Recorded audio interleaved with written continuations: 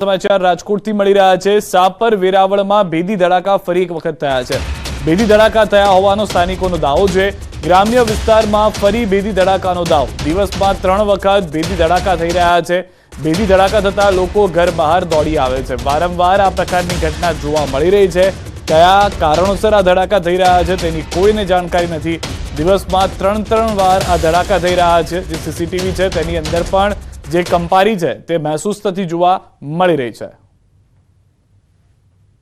સવારે 10 વાગે આવ્યો તો બપોરે 12 વાગે આવ્યો અને 2 વાગ્યા આસપાસ તો જોરદાર આવ્યો ને તો બધા સાપર વેરાવળ જીઆઈડીસી બહાર નીકળી ગયા અને ખબર પડી કે આ શું છે તો બધાને એકબીજાને ફોન કર્યા તો કે વાડીમાં ટોટા ફોડતા છે તો પછી ફોન કર્યા તો ઠેક પડવલા સુધી અને આમ સાપર શીતળા માતાનું મંદિર લગીને ફોન કર્યો તો જાણવા મળ્યું કે આ બધી અવાજ આવે છે। વધુ માહિતી ન્યૂઝ 18 સંવાદદાતા હાર્દિક પાસેથી મેળવીશું। હાર્દિક, જે રીતના ધડાકાની વાત ખુદ સ્થાનિકો કહી રહ્યા છે, કયા પ્રકારના ધડાકા છે, કેટલો રેડિયસ છે, વિસ્તાર છે કે જ્યાં આગળ સાંભળવા મળી રહ્યા છે, અહેસાસ થઈ રહ્યો છે? ચોક્કસથી વાત કરવામાં આવે તો છેલ્લા 2 દિવસથી જે છે રાજકોટ જિલ્લાના ગ્રામ્ય વિસ્તારોમાં ભેદી ધડાકા સંભળાઈ રહ્યા છે। ખાસ કરીને ગઈકાલે સાંજે પણ આ ભેદી અવાજો સંભળાણા હતા। ત્યારબાદ વાત કરવામાં આવે તો આજે વહેલી સવારે 10 વાગ્યે તેમજ 12 વાગ્યે અને 2 વાગ્યે જે છે આ ભેદી અવાજ સંભળાણા હતા। જેથી કરીને સ્થાનિકોમાં પણ ક્યાંક ને ક્યાંક ડરનો માહોલ જે જોવા મળી રહ્યો છે। હાલ જે રીતના વાત કરવામાં આવે તો જે છે રાજકોટ જિલ્લાનું જે સાપર વેરાવળ રીબડા સહિતના ગ્રામ્ય વિસ્તારોમાં પણ જે છે આ અવાજ સંભળાણા હતા। બપોરના 2 વાગ્યાનો અવાજ જે છે એ એટલો ડરાવનારો હતો કે જે છે લોકો પણ પોતાના ઘરની બહાર નીકળી ગયા હતા। પરંતુ હાલ જે રીતના વાત કરવામાં આવે તો તંત્ર દ્વારા પણ આ વિસ્તારમાં હળવો ભૂકંપ આવ્યો હોવાની જે છે એ કહેવામાં આવ્યું છે। એ મામલે પણ હાલ જે છે તપાસ કરવામાં આવી રહી છે। આ પહેલા પણ રાજકોટ જે છે સાપર વેરાવળ નજીકનું જે રીબ ગામ છે ત્યાં પણ અવારનવાર ભેદી ધડાકા સંભળાતા હતા। ત્યારે પણ જે છે જિલ્લા કલેક્ટર વહીવટી વિભાગ દ્વારા તપાસ કરવામાં આવી હતી। ત્યારે હાલ જે રીતના વાત કરવામાં આવે તો ભેદી ધડાકાથી ગામ લોકોની ચિંતા પણ વધી છે। આભાર સમગ્ર માહિતી બદલ। તો એક મહત્વના સમાચાર જે હાર્દિકે પણ જણાવ્યું કે સ્થાનિક તંત્રની સાથેની વાતચીતમાં હળવો ભૂકંપ, હળવો ધરતીકંપ હોવાની પણ જાણકારી પ્રાપ્ત થઈ છે। ભેદી ધડાકાને લઈને રાજકોટ જિલ્લામાં છેલ્લા 3 દિવસથી આ 3 વખત થતું હોવાની વાત છે। દાહોદથી સમાચાર। સતત બીજા દિવસે માવઠું। જાલોદ, લીંબડીના વિસ્તારોમાં વરસાદ, અનેક વિસ્તારોમાં ધીમી ધારે વરસાદ। કમોસમી વરસાદને લઈ કરાઈ હતી આગાહી। તો ગઈકાલે જે રીતે વરસાદ જોવા મળ્યો છે તે રીતે દાહોદમાં આજે પણ બીજા દિવસે પણ વરસાદ છે અને હજી 13 થી 15 તારીખની આગાહી કરવામાં આવી છે। એટલે કે હજી પણ 3 દિવસ વરસાદની શક્યતા સમગ્ર ગુજરાતમાં રહેલી છે। ગઈકાલે અનેક વિસ્તારો ઉત્તર ગુજરાતના પણ એવા હતા કે જ્યાં આગળ રાત્રિ દરમિયાન પણ વરસાદ થયો હતો।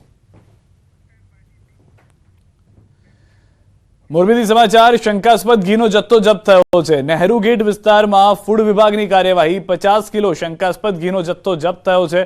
પ્રતિ કિલો 300 રૂપિયામાં વેચતા હતા ઘી। ફરિયાદના પગલે ફૂડ વિભાગે પાડ્યા છે દરોડા। તો 50 કિલો શંકાસ્પદ ઘીનો જથ્થો જપ્ત થયો હોવાની જાણકારી છે। 300 રૂપિયામાં ઘી વેચવામાં આવતું હતું। લોકો આ 300 રૂપિયા પ્રતિ કિલોના ઘી લેવા માટે પડાપડી કરતા હતા। જાણકારી જે છે તે મળી હતી શંકાસ્પદ ઘીને લઈને ફૂડ એન્ડ ડ્રગ્સ વિભાગને। તેઓને થયું કે 300 રૂપિયામાં જે આ ઘી મળી રહ્યું છે તેની ગુણવત્તા ચકાસવી જોઈએ। નહેરુ ગેટ વિસ્તારમાં ફૂડ વિભાગની કાર્યવાહી જોવા મળી। 50 કિલો શંકાસ્પદ ઘીનો જે જથ્થો છે તેને જપ્ત કરી લેવામાં આવ્યો છે। પ્રતિ કિલો 300 રૂપિયામાં મળતું હોવાની પ્રાથમિક જાણકારી છે। વધુ માહિતી ન્યૂઝ 18 સંવાદદાતા અતુલ પાસેથી મેળવી। અતુલ, જે ઘી મળી રહ્યું હતું 300 રૂપિયા પ્રતિ કિલો, શું પરિસ્થિતિ છે હાલમાં જે રીતે ફૂડ વિભાગે દરોડા પાડ્યા છે? કેટલા કિલો જથ્થો જપ્ત કરવામાં આવ્યો છે અને શું વધુ માહિતી? સિદ્ધાર્થ, ચોક્કસથી જણાવી દઉં, ફૂડ વિભાગ દ્વારા જે અચાનક જ મોરબીના નગર દરવાજા એટલે કે જે નહેરુ કે ચોક જે છે તે વિસ્તારમાં આવેલ 2 દુકાનો છે ત્યાં સર્ચ ઓપરેશન હાથ ધર્યું હતું અને જે પાયલ સિંગ સેન્ટર અને આબિદ અંદાણી નામની જે દુકાન છે તેમાંથી શંકાસ્પદ ઘી વેચાતું હોવાનું, જે નકલી ઘી વેચાતું હોવાની માહિતી મળી હતી। જેના અર્થે સર્ચ કર્યું હતું, જેમાંથી 50 કિલો જેટલું નકલી શંકાસ્પદ ઘીનો જથ્થો મળી આવ્યો છે અને જે કહી શકાય કે ડમી ગ્રાહક ઉભો કરી અને જે ફૂડ વિભાગ દ્વારા મોકલવામાં આવ્યો હતો ત્યારે જે 800 થી 1200માં જે કિલો ઘી મળે છે તે 300 રૂપિયામાં વેચવામાં આવ્યું હતું।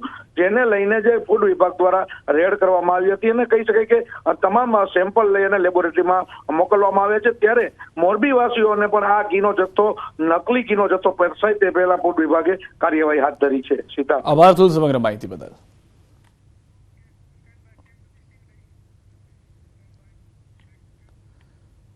અને હવે વાત મહાસંગ્રામની।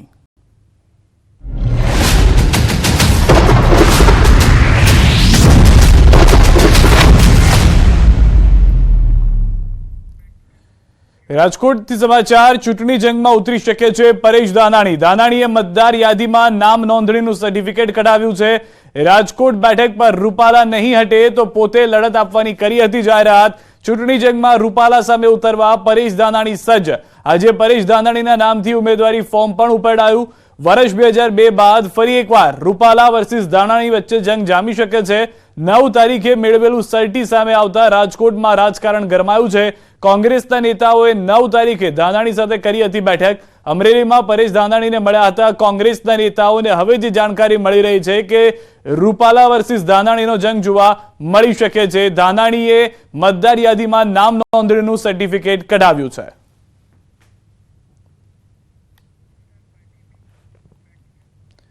આ તરફ પાટણમાં ચૂંટણી પહેલા જોડતોડનું રાજકારણ ગરમાયું. ભાજપ અને કોંગ્રેસ બંને પક્ષોની જોડતોડની રાજનીતિ તેજ.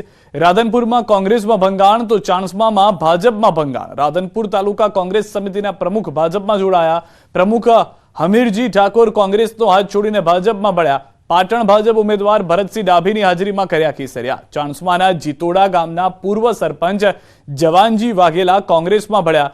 30 જેટલા સમર્થકો સાથે ભાજપ છોડીને કોંગ્રેસમાં જોડાયા જવાનજી.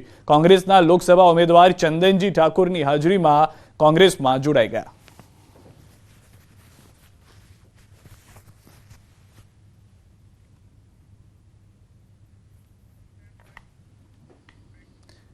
આ તરફ બનાસકાંઠાથી સમાચાર જોરદાર જામ્યો છે ચૂંટણીનો જંગ. કોંગ્રેસનું ગઢ ગણાતા અને કોંગ્રેસ ઉમેદવાર ગેનીબેનનો મત વિસ્તાર વાવ પંથક, જ્યાં ભાજપના મહિલા ઉમેદવાર ડોક્ટર રેખાબેન ચૌધરીનું ચોખાની ઉછામણી કરીને ભવ્ય સામૈયું કરાયું.